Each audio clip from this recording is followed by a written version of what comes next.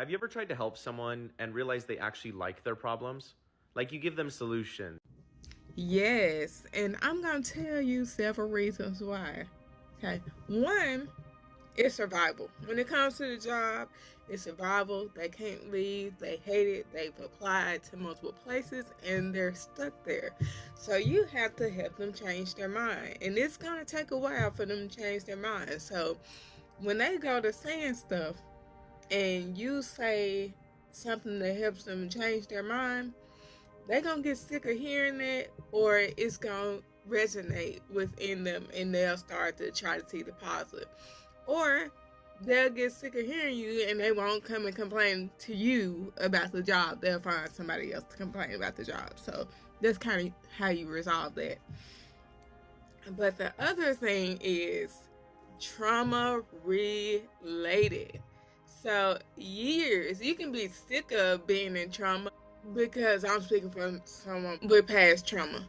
But you can be so sick of it, but it's so familiar that it's hard to leave it alone. So those domestic violence relationships, that stuff you do when you get triggered and you go back to doing it, it's because you're familiar with it. You're familiar with that trauma and you spent your most of your life doing it. So it's hard to change what you're familiar with, because you think this is the way of your subconscious is thinking this is the way of life.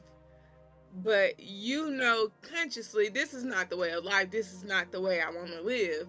But subconsciously it's like this is the way of life. So this is why I keep doing it. And then you just you get some people that just complain because they can't figure it out. And that no, you get some people that complain and they're just venting because they can't do anything. They feel like they can't do anything about the situation. So that's where it comes when you can't change a situation, you got to change your mind to the situation. Or you can change the situation, so you got to figure out how to change it. So they have to you have to either help them discover that or they have to discover that on their own. They need to figure out how to change the situation if they can change it, or if they can't change it, figure out how to change their mindset to the situation. The thing I learned in the past is that I used to then think I didn't have any options.